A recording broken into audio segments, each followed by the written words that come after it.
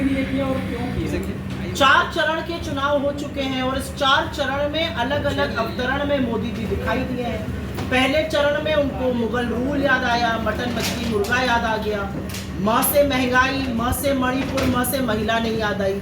दूसरे चरण में वो ब्याहताओं के मंगलसूत्र पर पहुंच गए, आपकी भैंस आपके कमरे की बात करने लगे।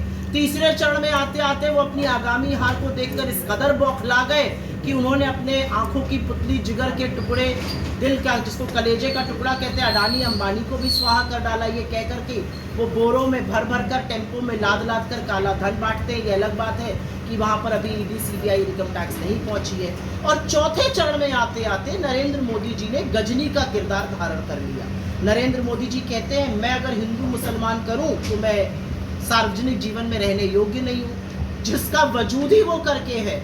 और कुछ ही घंटों बाद जो फिर से वो करने लगता है, जब ऐसी बात कहता है तो मान्यवर उनको मैं क्या कहूँ अगर गजनी ना कहूँ। अच्छा, आप बात कर रही हैं मणिपुर की, बात कर रही हैं कर्नाटक की, लेकिन जो स्वाति मालीवाल हैं उनकी बात नहीं कर रही है। उनका आज नहीं, मैंने बिल्कुल नहीं कहा मैं उनकी बात नहीं कर रही। मेरा अपना मानना है कि the lord should take its own course. किसी भी औरत के साथ अगर कुछ गलत होता है बिल्कुल न्याय होना चाहिए। तो स्वाति मालीवाल को न्याय मिलना चाहिए, हर किसी को न्याय मिलना चाहिए इस देश में। स्वाति मालीवाल को, इस देश में हर व्यक्ति को न्याय मिलना चाहिए। औरत के खिलाफ अपराध राजनीतिक चश्मे से मत देखिए। अगर हमारी बेटियों के साथ अन्याय हुआ तो उनको भी न्याय मिलना चाहिए। ब्रजभूषण को न्याय मिला, न्याय कुलदीप सिंह सेंगर को मिलता रहा जब तक कोर्ट नहीं इन्वॉल्व हुआ, न्याय चिन्मयानंद को मिलता रहा जब तक कोर्ट नहीं इन्वॉल्व हुआ, न्याय हाथरस की बेटी को नहीं मिला, न्याय बिल्किस बानो को नहीं मिला, न्याय अंकिता भंडारी को नहीं मिला, न्याय प्रज्वल रेवन्ना ने जिन 200 से 300 महिलाओं की जिंदगी तहस नहस कर दी उनको नहीं मिला। तो मुझे मेरा अपना मानना है एक महिला होने के नाते कि महिला के खिलाफ जो अपराध होता है वो किसी भी प्रदेश में हो, चाहे कांग्रेस शासित राज्य में हो, चाहे बीजेपी शासित राज्य में हो, उसमें कोई भी इन्वॉल्व हो, उसको राजनीतिक चश्मे से नहीं देखना चाहिए। बिल्कुल न्याय मिलना चाहिए। सीएम के आवास में इस तरह की घटना हुई है, ये मैंने इस पर बोल दिया, इस पर मैं ऑलरेडी बीजेपी का आंकड़ा करीब 400 पार, उसमें क्या कहेंगे? यूपी में आप बेगुनाह प्रचार करिए, यूपी में दावा करिए सभी 80 सीटें जीते।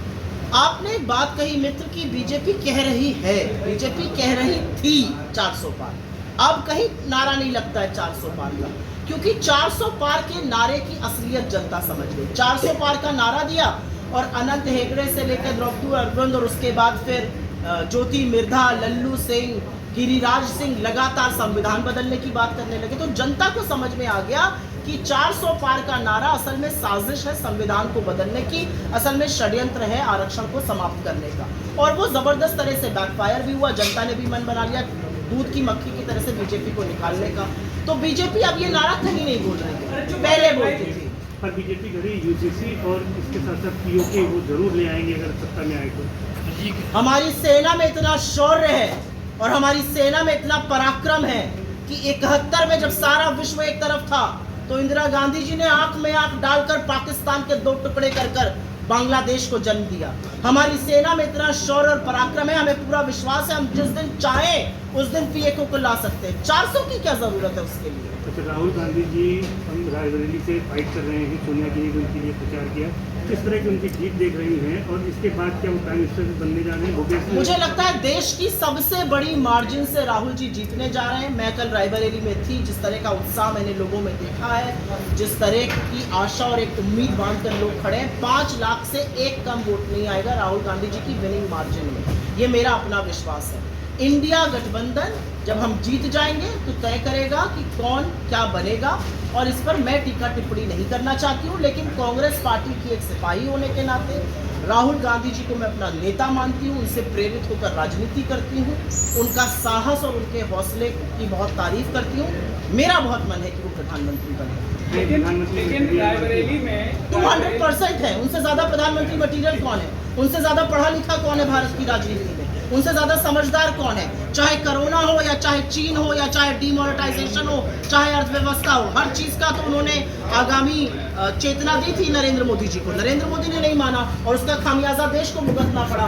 एक व्यक्ति जो 4,500 किलोमीटर पैदल नाप देता है, जो मणिपुर से मुंबई की न्याय यात्रा करता है, उससे ज्यादा केपेबल कौन है? अच्छा, आप कांग्रेस सोशल मीडिया की जो है चेयरपर्सन भी है, किस तरह से सोशल मीडिया पर राहुल गांधी की छवि को खराब किया गया, एक नाम ले रहा है, उस छवि से कैसे निकाले जाए? उस छवि को गए, उस छवि को ध्वस्त हुए, बहुत टाइम हो गया।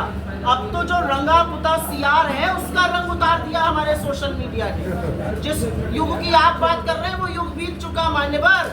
अब तो रंगे पुते सीआर का रंग हमारे सोशल मीडिया ने उतार दिया। लेकिन राहुल ये आप मुझसे बेहतर जानते हैं। जो नाम आप नहीं लेना चाहते वही नाम मैं भी नहीं लेना चाहता। यूपी में लोकसभा की कितनी सीटें कांग्रेस हाँ? कितनी सीटों पे विजय होगी? हम 17 सीट लड़ रहे हैं। मेरा मानना है हम पूरी 17 जीतेंगे। मैं जहाँ बैठी हुई हूँ वो सीट बड़े मार्जिन से जीतने जा रहे हैं। लेकिन आपके नेता लोग दिग्विजय सिंह से लेकर भूपेश बघेल तक जिस तरीके से राहुल गांधी को एज अ प्राइम मिनिस्टर पेश कर रहे हैं, एलाइस पार्टनर को ये पसंद नहीं आ रहा है, वो इस पर चुप्पी साध लेते हैं।